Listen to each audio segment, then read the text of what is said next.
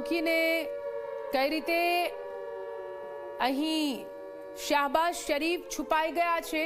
આ તરફ મોટા સમાચાર એ પણ સામે આવી રહ્યો છે।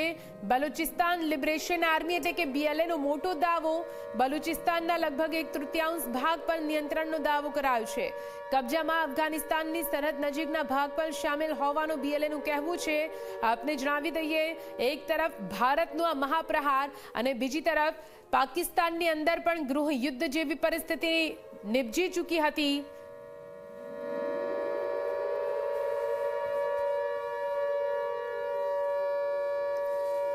BLA એટલે કે બલુચિસ્તાન લિબરેશન આર્મી, જે પહેલાથી જ પાકિસ્તાની સેના અને પાકિસ્તાની સરકાર વિરુદ્ધ મોરચો ખોલીને બેઠી છે।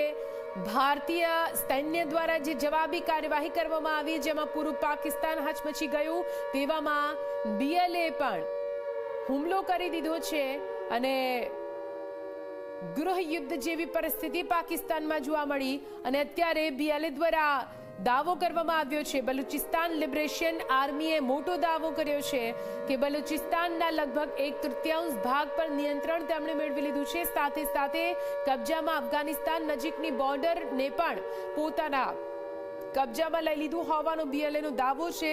એટલે કે પાકિસ્તાન માટે અત્યારે બે મોરચે જંગ છે।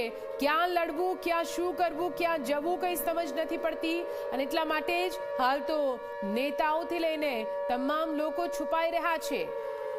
પાકિસ્તાની જનતાના જીવને જોખમમાં મૂકીને પાકિસ્તાની સૈન્ય અને પાકિસ્તાની નેતાઓ છુપાયા હોવાની વિગતો મળતાની સાથે પાકિસ્તાનના લોકોમાં પણ આક્રોશ જોવા મળી રહ્યો છે।